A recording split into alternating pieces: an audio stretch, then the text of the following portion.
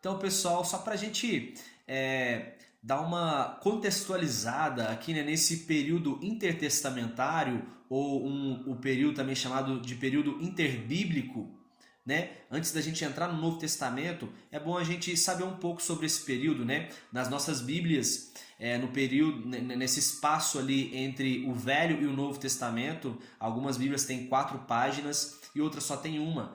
E essas páginas, né, ou uma página, representam ali 400 anos, onde o Senhor ele não enviou profetas.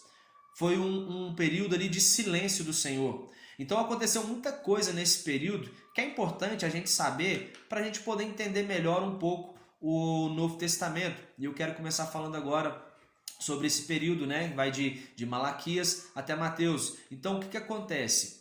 Nós temos o exílio babilônico, onde, né, os caldeus, os babilônicos, eles dominaram o Reino Sul. Então esse povo foi levado cativo para a Babilônia, mas depois através, né, de Ciro, claro que através de Deus primeiro, né, Deus colocando no coração de Ciro, para que liberasse o povo para voltar para Jerusalém. Então agora eles reconstroem o templo, eles reconstroem os muros, e agora o povo, né, eles têm o seu local de adoração, eles saem do exílio babilônico.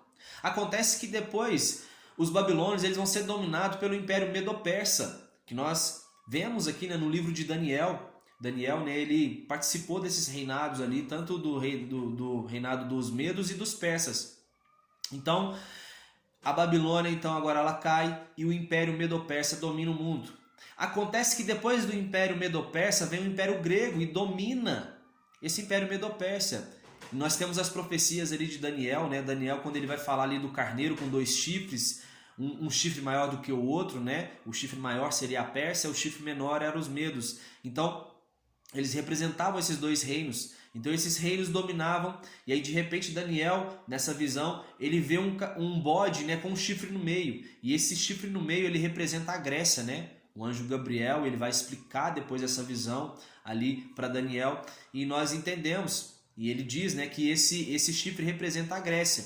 Então, a Grécia ela domina então o Império Medo-Persa. Nessa mesma visão de Daniel, esse chifre representado pela Grécia, esse chifre se quebra e nascem outros 4 chifres. Então, esses 4 chifres representam também ali, né, outros reinos. E a gente vai entender aqui que Alexandre o Grande, ele foi, né, um grande imperador aqui da Grécia, né, dominou os medos e os persas, e ele morre precocemente aos 32 anos. Então vão nascer ali, depois da morte dele, 4 generais vão estar dominando no lugar dele, né, e os nomes deles são Cassandro, Seleuco, Ptolomeu e Lisímaco. Depois do reinado desses 4 generais, surge um outro chamado Antíoco Epifânio, que ele estabelece ali o Império Seleucida. Então esse homem, ele vai agora profanar o templo ali dos judeus. Os judeus agora, né, estão sobre o império ali dos gregos. E esse homem, ele vai profanar o templo do Senhor, o templo dos judeus. E esse homem, ele agora estabelece, né, ele impõe que se adore ali no templo dos judeus a Zeus, né, que era o deus ali dos gregos. E também ele estabelece que haja sacrifício de porcos ali no altar. O próprio Antíoco Epifânio, né, sacrifica um porco ali no altar dos judeus. O porco, que era um animal impuro para os judeus, né? Então ele profana ali muito, né, o templo e a adoração aos judeus. E ele impõe agora que todos os sacerdotes façam, né, sacrifiquem porcos e adorem a Zeus sob pena de morte. Quem não fizesse isso estava sob pena de morte. Então agora, Antíoco Epifânio, ele manda tropas ali para a região da Judéia, onde havia um sacerdote chamado Matatias. Então acontece que os soldados agora vão agora exigir que eles sacrifiquem porcos. Então um sacerdote, amigo de Matatias, ele vai então começar a fazer esse sacrifício. Só que Matatias, vendo aquilo ali, ele falou assim: não, cara, a gente adora só algum Deus e a gente não sacrifica porcos aqui no nosso altar. Então ele saca da sua espada e mata aquele sacerdote, e ele inicia agora uma revolta contra os gregos.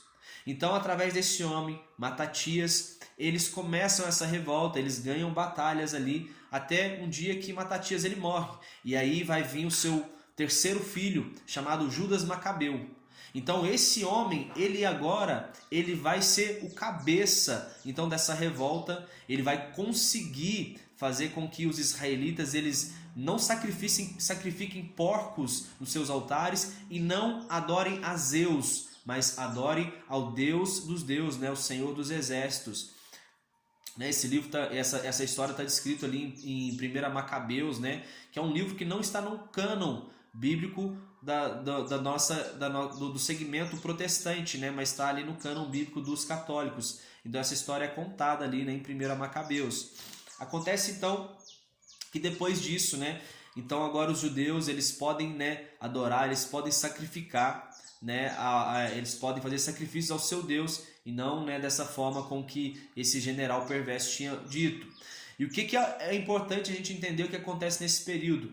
Porque agora, depois os gregos eles vão ser dominados pelos romanos. E é aí que vai nascer Jesus de Nazaré, o Cristo. O Cristo vai nascer aqui agora, né, no Império Romano.